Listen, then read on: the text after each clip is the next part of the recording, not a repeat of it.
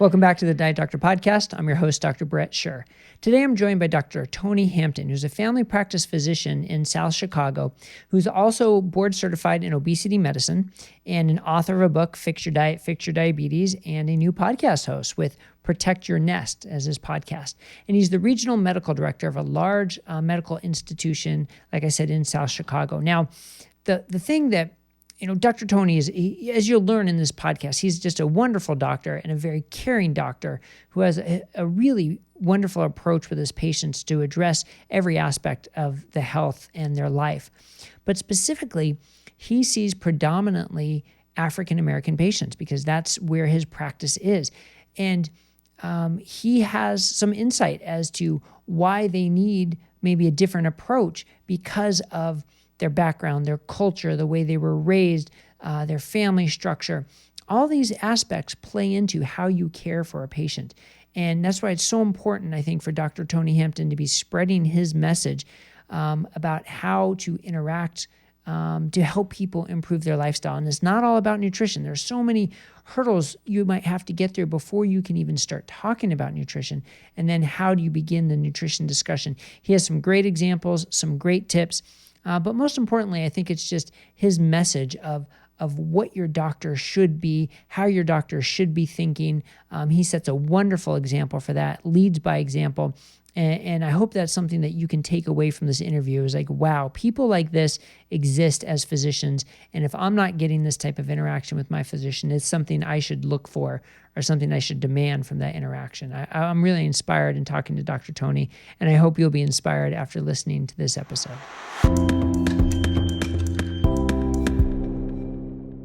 Dr. Tony Hampton, welcome to the Diet Doctor Podcast. It's great to have you here today.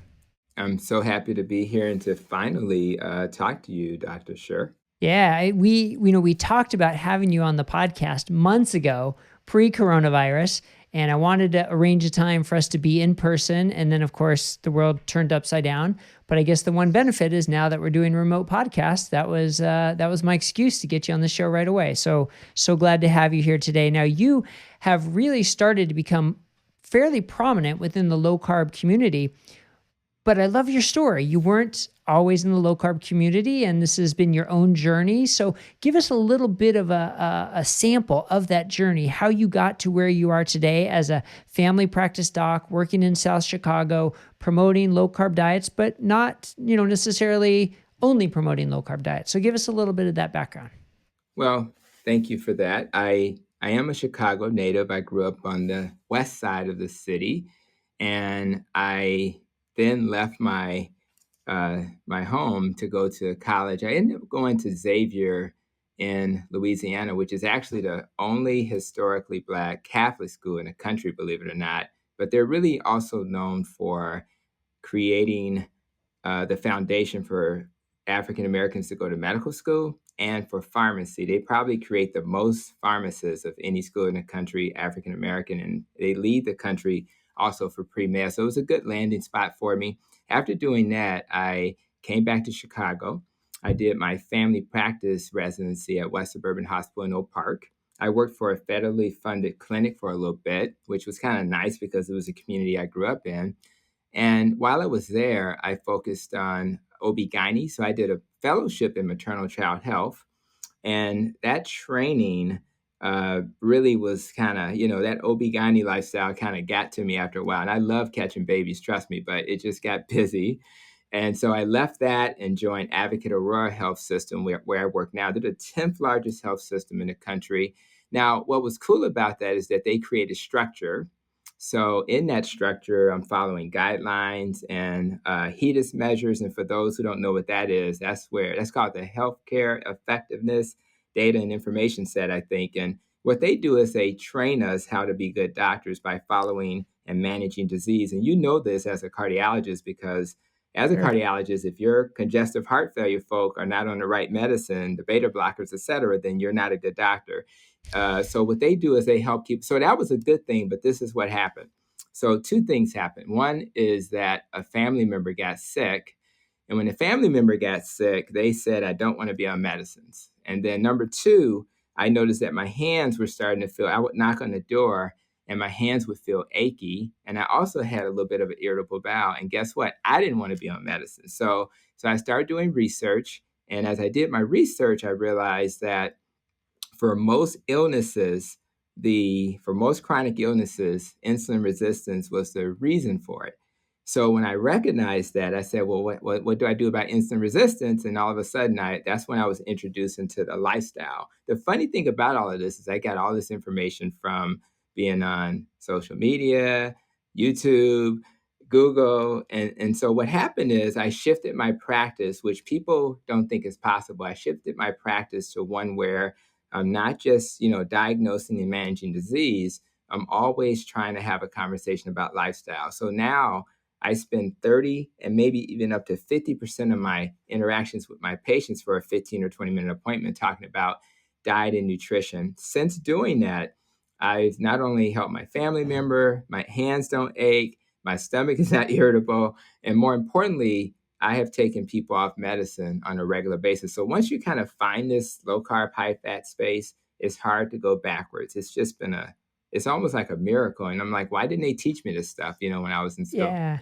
That's a great point. And I really like how you describe that journey, that it started with somebody wanting to get better and not take medications.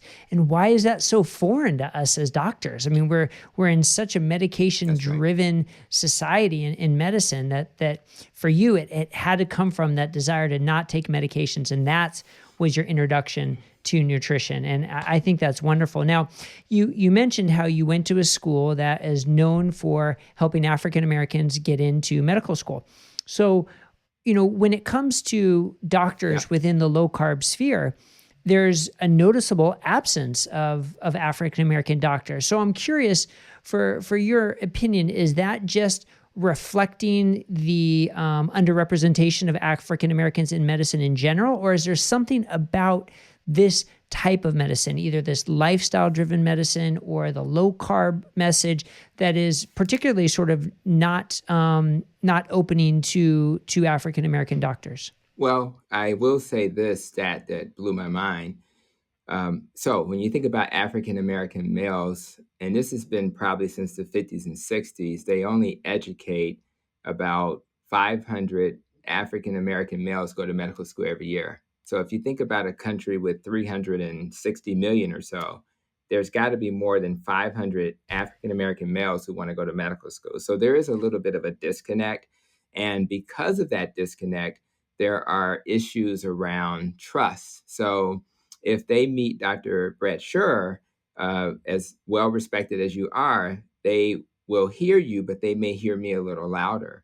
So the problem is that we don't have enough people of color who can then message this message. In fact, when I found you and others on Twitter, I couldn't find a lot of people that looked like me on Twitter that was messaging this. So it even made me even more motivated to start to message that. But when it comes to nutrition overall, it's like if you ask me to change my diet and you're challenging my cultural and my heritage perception of diet, I'm going to push back a little bit.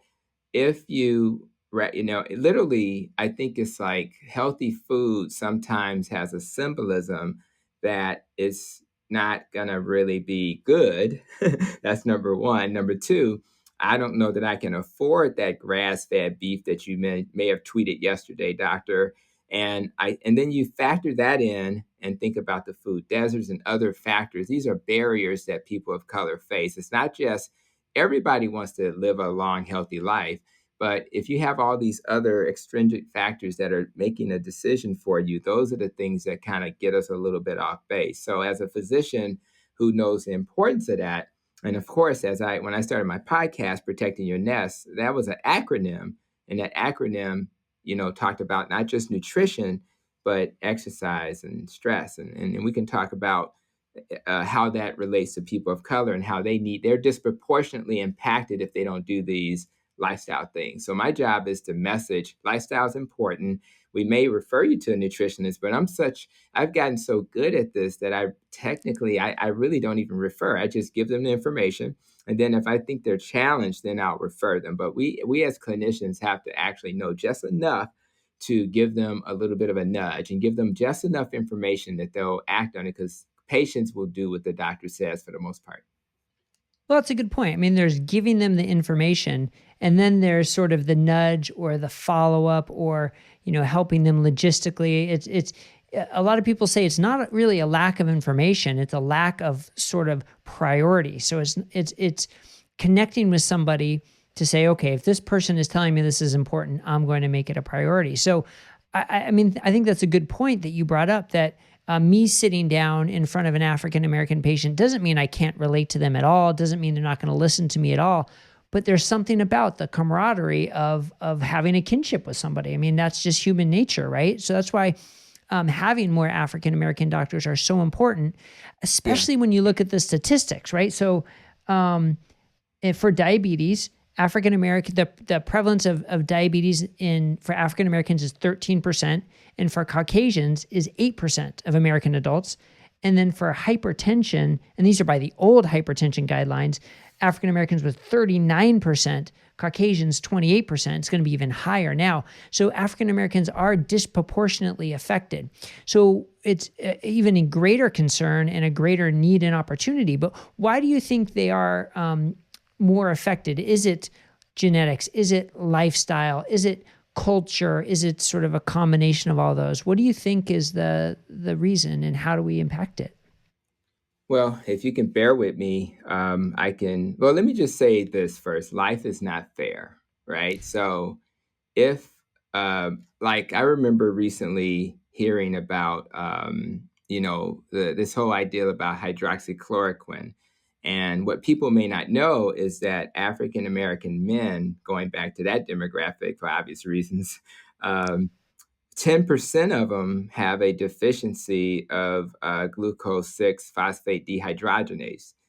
With that deficiency, if they take chloroquine, they will then be at risk for something called hemolytic anemia. So that's not fair, and that's just a genetic thing. But what I tell patients is that we're going to we're going to know that information so we can keep them safe.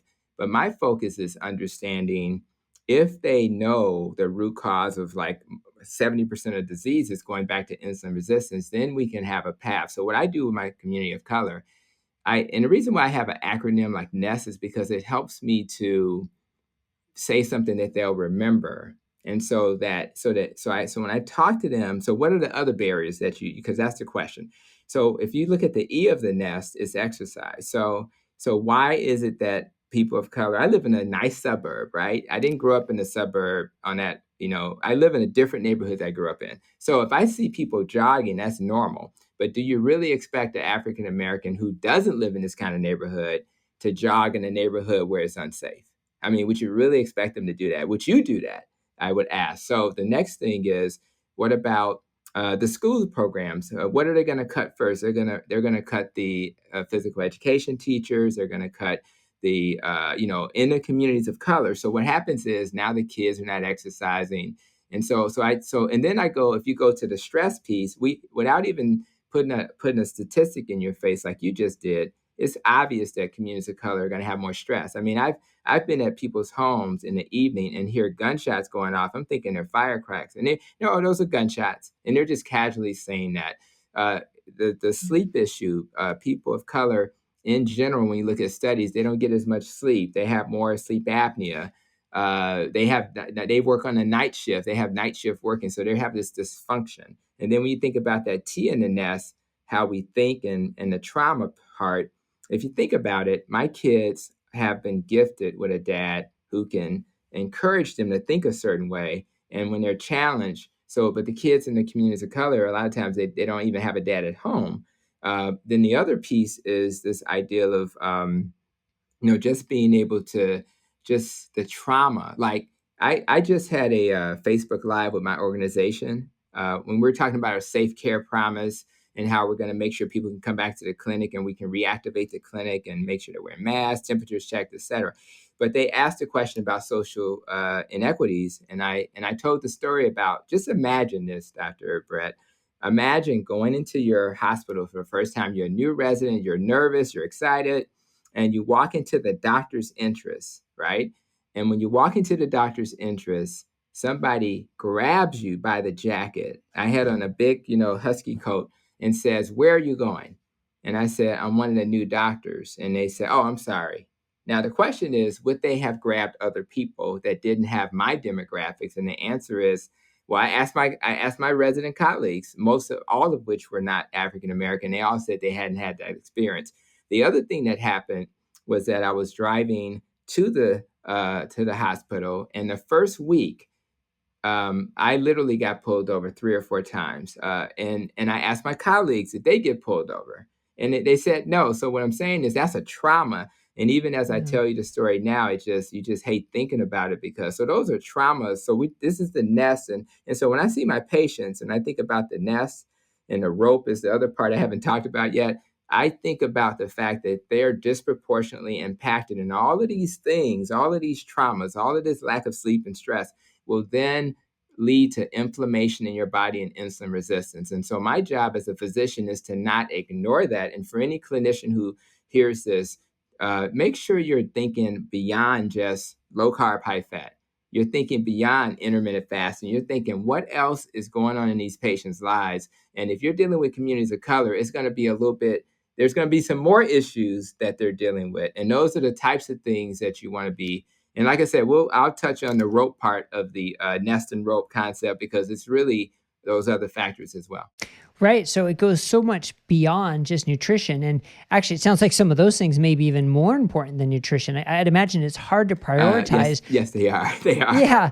So the first time you meet somebody as a patient, it's got to be so hard to prioritize because you can't just say, okay, fix your diet, fix your stress, sleep better, Right. get physical That's activity. right. They're going to say like, all right, forget it. You're overwhelming me. So you really have to prioritize. And if they're worried about, perfect example of George Floyd and Black Lives Matter, if that's what they're worried about on a day-to-day basis, then nutrition is not front and center on their mind. So in cases like that, I mean, do you really just have to sort of piecemeal it together and trying small incremental changes? You can do it. Yeah. It's always small incremental changes, but this is the key. So motivational interviewing, right? You're saying to them, so on a scale of 1 to 10, what's the chances you're going to do it? They say 5, and you say, well, how do I get it to a 7? Now, when I ask that question, how do I get it to a 7? That's when they may bring up something. Well, my wife, she's not going to be engaged. And then I'll say, well, how's the marriage?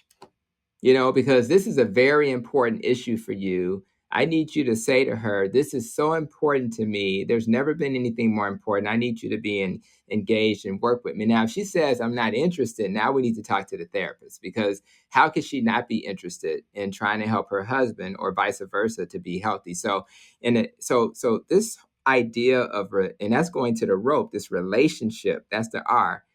If the relationship is dysfunctional, you have a problem. The problem with African American communities is that 75% of those folk in the community are in a single family home. And in the Caucasian community, it's more in the 30% range. So now you have twice as many people in an environment which is not ideal. So my job is to hear what their barriers are, and once I hear it, like if I'm thinking about the P of the rope is pollution. So if I have an asthmatic and they're struggling, but I know they live on the south side of Chicago where there's a lot of factories, I may not be able to change that, but I think there needs to be an awareness of that. So maybe I'm going to treat them a little bit differently. Maybe I'll have them on a longer, anti-inflammatory inhaler. Longer, maybe, I have to think about why are they not being successful? They're not lazy. They don't care. It's not those things. It's because they have other things. And that's why I like video visits, because sometimes I can see the environment.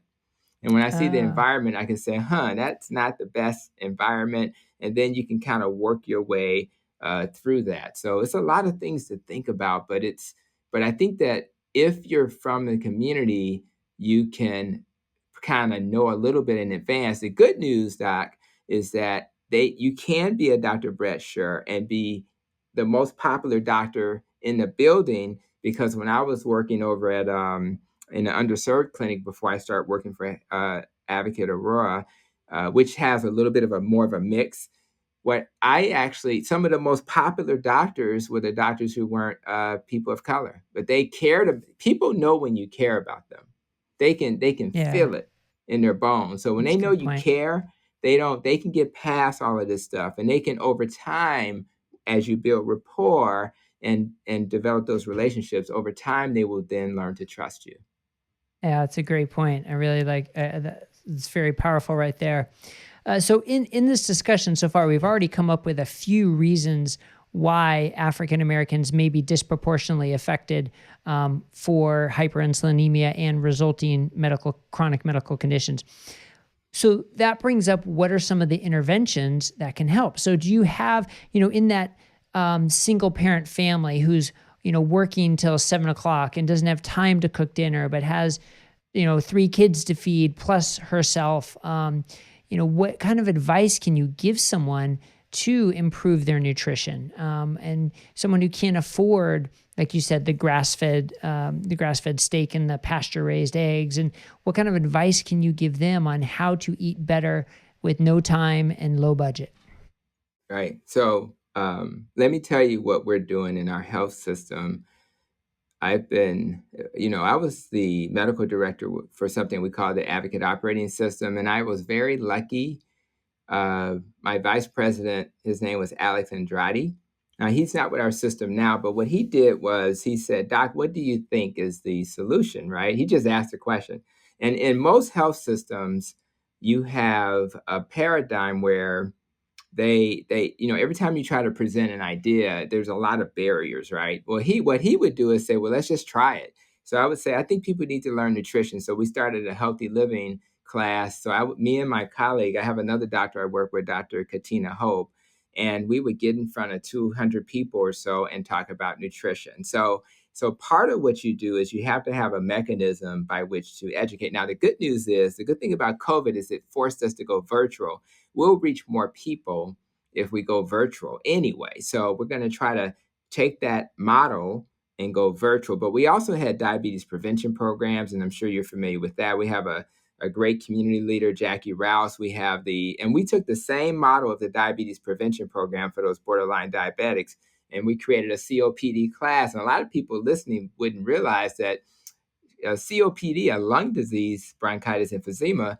it's all inflammation too. So we have a great population health leader, Dr. Rick Bone, another young lady, Dixie Jarrett, who helped to put programs together. And I kind of create the nutrition piece. They do the operations piece. And so what we're doing is creating a mechanism to educate people. So I think the first thing is to do that. And we're also trying to we merged with Aurora, which is in Wisconsin, and we're in Illinois. With that merger, we're taking some of the stuff they've been doing. We're taking some of the stuff that we've been doing on the Illinois side, and we're trying to come up with some tools that we can use to help educate our patients. And we're going to do it through our Epic medical record. So we can identify people, we can identify their BMI, and we can just target those people. We need to do clinician education, and I know Diet Doctor has a free CME for docs.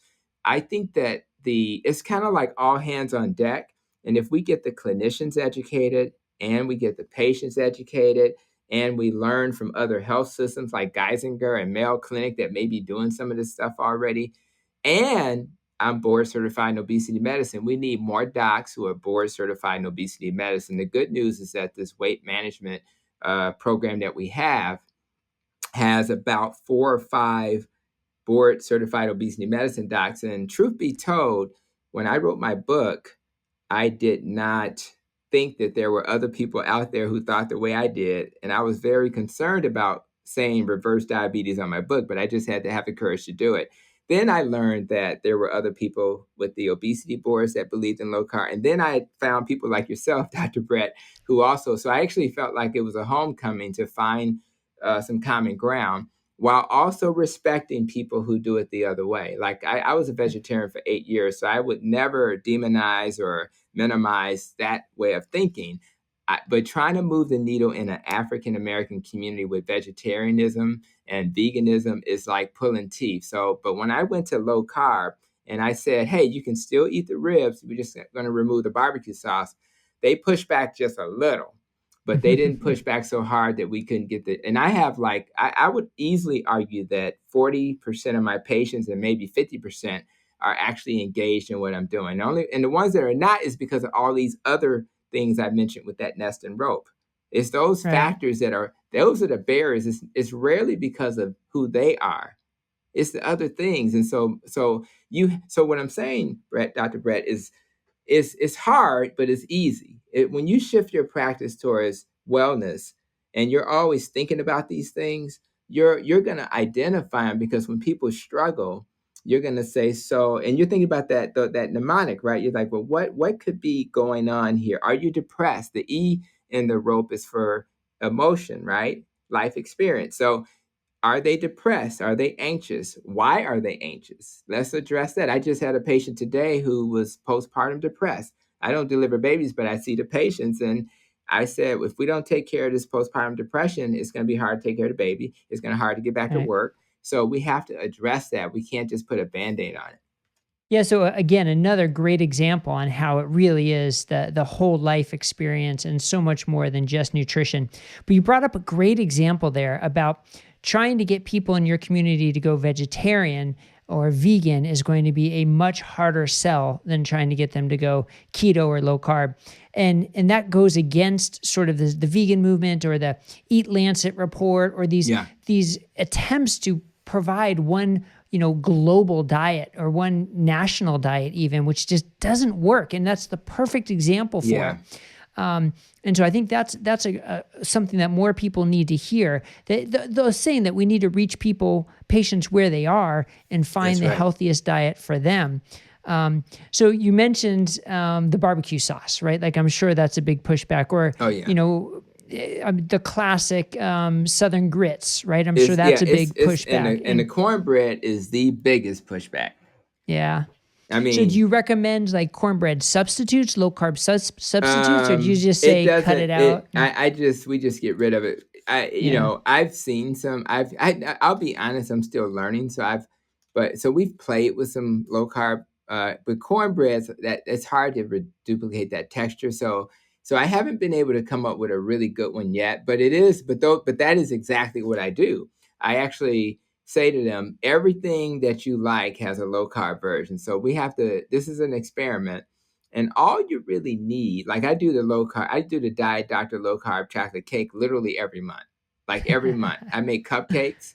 So thanks to you guys, I do that every month. And so for me, I can take that and turn that into like a 7 to 10 carb snack. I barely eat 20 carbs prior to that. So who cares? I'm already at the ideal weight. So what I tell people is I'm about simplicity, and I can express that as we, kind of get started. But it's simplicity and making bite-sized choices. Most people, I had a patient today who did not know that barbecue sauce was an issue.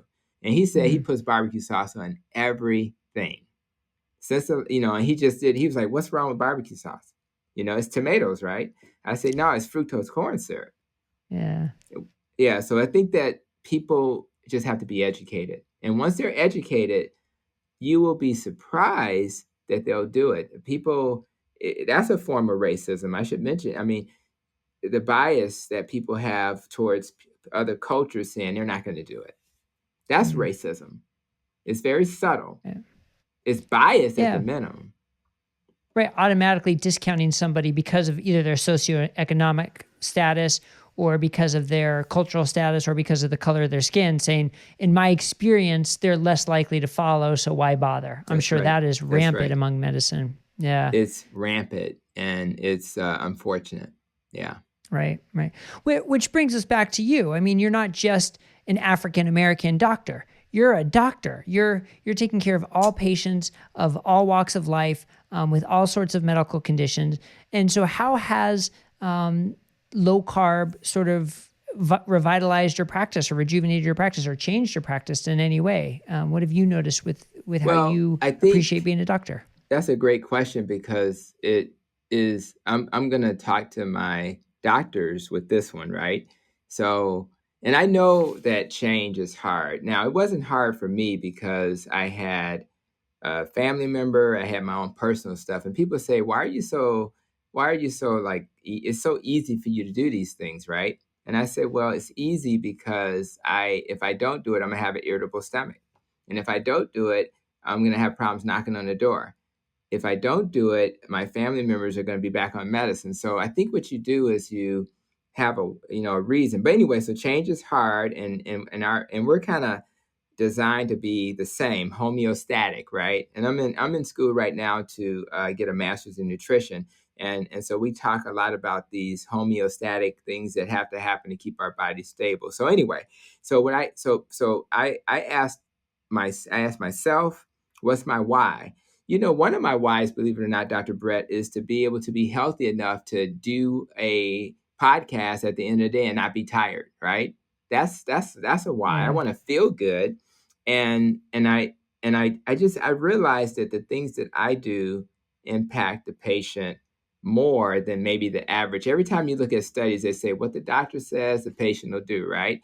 So once I understood that, I and then I started looking at life differently. I said, well, why did I become a doctor in the first place? And most of us wanted to do it because we wanted to be healers. So this is what happened.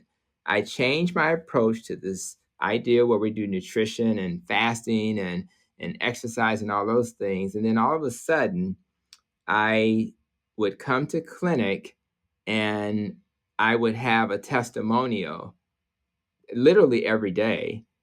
You changed my life. And I would always say to patients, I just gave you information and you just acted on it.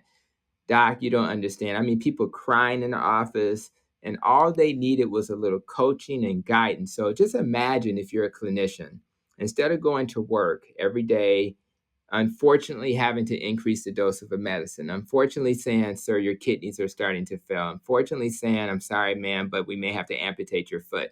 Instead, you're like literally being held as a hero and you're celebrating the successes of your patient. Oh my God, look at your A1C. It went down. In fact, in an article that I just wrote that's going to get published in the Chicago Tribune, I celebrated a patient whose A1C was 11 and it got down to 4. This same patient was also able to lose 100 pounds. This same patient was able to come into the clinic initially with a walker, and then now she's walking, barely need a cane. So imagine what that would feel like. This is why we became clinicians. And I just didn't know that what I was doing prior to this discovery would not lead to healing. It would lead to disease management. But if you do the lifestyle, you do the nutrition, the exercise, the stress reduction, the sleep, and then you have this testimony is important because a lot of people say, I don't have time for that. You have to have time for it, because if you're going to get return on investment, you will not get return on investment doing the same old that's not working. So why not try something different? And you have testimonies out there that are saying this stuff. Your patients are saying it works if they're doing it. The docs down the street are saying it works. So at the minimum, it's worth just giving it a shot. And then all of a sudden, the thing that you thought your career would look like becomes reality. One more thing that's unrelated. I have to say this because this is important. I do have a virtual note-taking service. It's called Scribble, and they're from this company called IKS. And I just walk in the room, I talk. Even as I did video visits today at home, all I did is talk, and they write the notes for me. So now I have work-life balance. I have even more time to teach. So if those types of opportunities are available at your health system, if you're a clinician, please take advantage of it, because when you get your life back, you'll then have the energy to do all of this education that I've been doing in my practice. That's a great point right there, because I think one of the biggest pushbacks I hear from physicians all the time is, I don't have the time to talk to patients about this. I can't spend 20 minutes of my entire 20-minute visit talking to the patient, because then I have notes to write. That's and that right. takes, and I got to check the boxes. So to have that part taken care of can free you up. Now, I think that should be mandatory for any major medical group that cares about prevention, that cares about doctor-patient relationship, because it just gives you more time, and that's what we need. And unless we had, hordes of ancillary staff that could do this for us, but like you said, it's even more powerful when it's coming from the physician. So yeah, that's pretty. Yeah, it's a game changer. Yeah, Yeah, no I like doubt. to hear that. I like to hear that for sure. So, what do you think we need to do, and we sort of as the medical community, or even we as the low carb community, to reach more underserved populations, whether it's African Americans or whether it's just low socioeconomic class, or whether it's just people in areas of food desert? Is there something that you think we can do today, tomorrow, next Yeah. week to say, look, we need to address this now? Here's what we can do. Yeah, well, everything we said, let's say that first. So we're, by educating our clinicians about the fact that they need to talk about it, that's the first thing you need to do. So once they start to hear lifestyle, lifestyle, lifestyle, like our model for Advocate Aurora, it says we help people live well. That happened with the merger about a year ago. And when I saw that, I said, I got them now. Because in order to, if that's true, how do we define living well? Does living well mean, we're one, if you look at the rankings for top quality of care health systems, we're always in the top 5. So we're doing a great job for quality of care. I think like, you know, I can't remember who's in, it was either Cleveland Clinic or Mayo, it probably was Mayo. But the point is this, if that's if we're doing a great job there, is that really living well? And I would argue not at all. That's not how you optimize person's health. I mean, the World Health Organization, how they define health, right? They didn't say health was, making sure they're managed well. They basically said you are helping people to maximize their health. Everybody should look that up. Look up the World Health Organization's definition of health. It just makes it very clear. So I think it's important that we say to patients, we're going to do that. But the other thing we need to do is say, go where they are. You mentioned that earlier, right? So if you're in a community of color, it's important to collaborate with the folk in the community. I need to hang out. And when we did our healthy living event, one of the churches that we do it at is called Compassion Baptist Church on the south side of Chicago. Now, when I go to this meeting, it's like 400 people, right? And if pastors say show up at the meeting, they're going to show up at the meeting. So what happens is you have an engaged audience. The pastor is engaged, and I don't have to go out and recruit anybody. You just convince the leadership that this is something that may help the congregation, and you make that connection. So rather it's the church, the YMCA, you collaborate. When we do our healthy living event, we do it with the Chicago Food Depository. So I don't need to know how to do Chicago Food Depository work. I just need to know how to have a conversation about how can we work together so that you can get your work done. The only thing I say to the Chicago Food Depository is what is on the menu, right? So we had to change. So I need some cauliflower. Do you guys have, I need some kale. I need some. So what they did is they were able to tweak and then we would sit down with the patients when they come in order to get the food, at the food pharmacy where we do this at Trinity Hospital in Chicago on the south side. Well, they have to hear our spiel about, how do I turn that cauliflower into mac and cheese? How do I do that? Right. How do I cook it differently? And so they have to get information. They have to, and that's how we kind of get some buy-in. So it's a multifactorial thing. You have to engage. You can't have the nutrition person saying low fat and the pharmacist saying low fat if you're saying high fat. So we have to have a compromise, and we're still working on that as we develop our weight management program. We're going to come up with a compromise. Yeah, I'm hoping it's a low carb Mediterranean, a low carb vegetarian. That'll be a better model. And then for those who are not insulin resistant, then maybe we can allow them to do their thing. But the results are what we're going to focus on. If they're not getting results, we may then push them in a different direction. Yeah, I like what you were saying about getting out into the community, though, and that's such an important message that that healthcare doesn't end within the little exam room, right? The healthcare doesn't end within the office building; it extends into the community, and that's where people are probably going to learn the most. And so, I think for people listening, a takeaway that they should have is that they can have a doctor like you. They can have a doctor who is going to spend the time with them, who's going to be part of their community, who's going to understand their culture and where they're coming from, and wants to understand their life rather than just giving them a prescription. I mean, I think that's probably one of the most powerful take-homes. Now, not everybody can work with you. You're one person, right? But everybody should be able to work with somebody like you. And That's right. that's what's the main sort of just hopeful message that I get from talking to you, that there are doctors who think like this and that you are doing something about it, both from an individual perspective and an organizational perspective to try and educate others. And I assume that's probably a lot about what your podcast is about as well. Tell us Yeah, about that now. I think that again, I just want people to be empowered. So I don't want to put my life in anybody's hands. So if you were my cardiologist, I would want to hear your expertise as a cardiologist, but then I would say, well, what can I do to help myself? So my podcast is about empowering people with the information and the tools. And maybe they never thought about the fact that, I am in a toxic relationship and I haven't addressed it yet. And my blood sugars are running high, my pressure's high.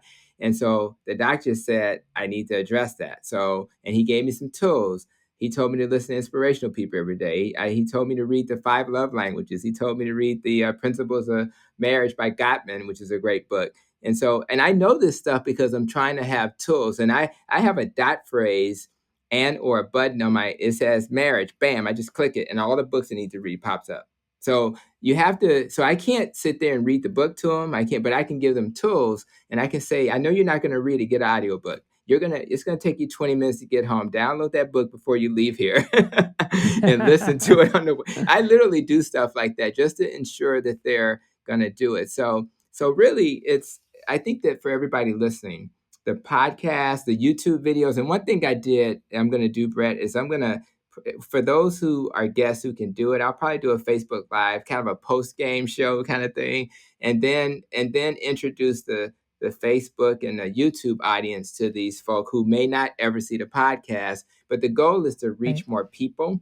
And then my partner, I have Dr. Katina Hope, who's a family doctor who's engaged, get her involved and we need more like soldiers out here spreading the gospel, if you want to say it that way. And then again, we're going to always respect other methodologies because we don't know. Like I've heard you say it with interviews, we don't have a 50-year study saying, that this is going to be the answer. All we know is that in the moment, it works really well. And I just know that my patients are getting off medicine. My patients, their metabolic metrics are stabilizing.